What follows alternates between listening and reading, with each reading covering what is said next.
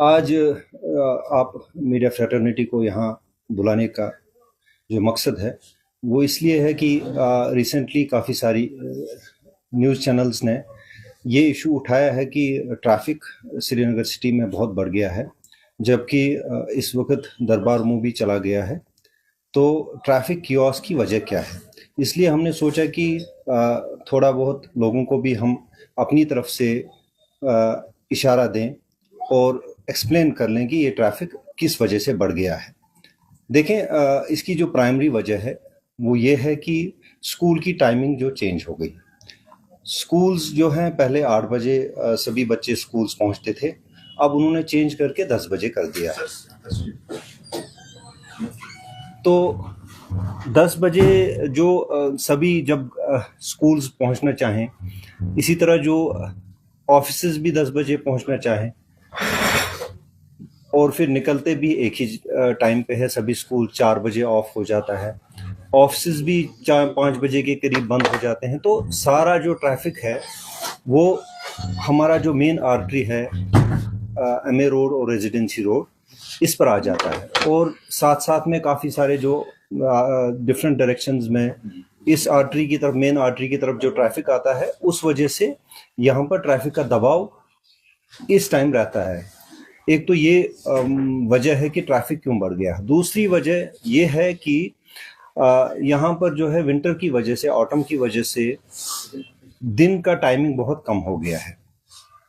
पहले हमें विंडो मिलती थी, हमें 8 बजे सुबह हम ऑपरेट करते थे, 8 से 11 बजे तक 3 घंटे का हमारा ट्रैफिक ये स्ट्रेच होता था।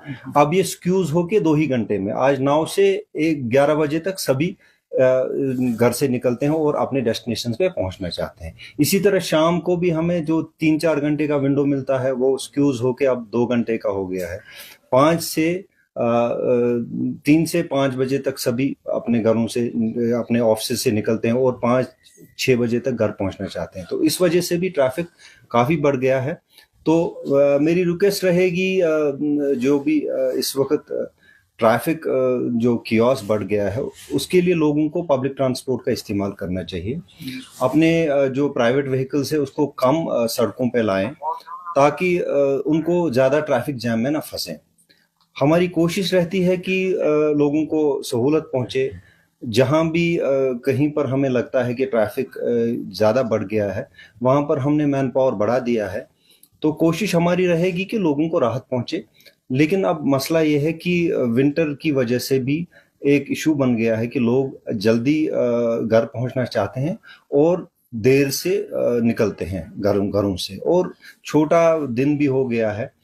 स्कूल टाइमिंग का भी क्लैश हो रहा है, एग्जामिनेशंस का भी क्लैश हो रहा है। इन सब को लेके हमें ये एहसास है कि लोगों को इस वक्त दिक्कत है।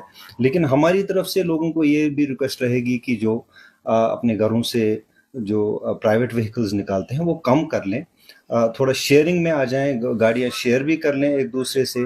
और तीसरी बात, जो यहाँ पर आके मेन जो रोड्स पे आके अपनी गाड़ियां रोड साइड पार्किंग करते हैं, उससे गुरेज कर लें।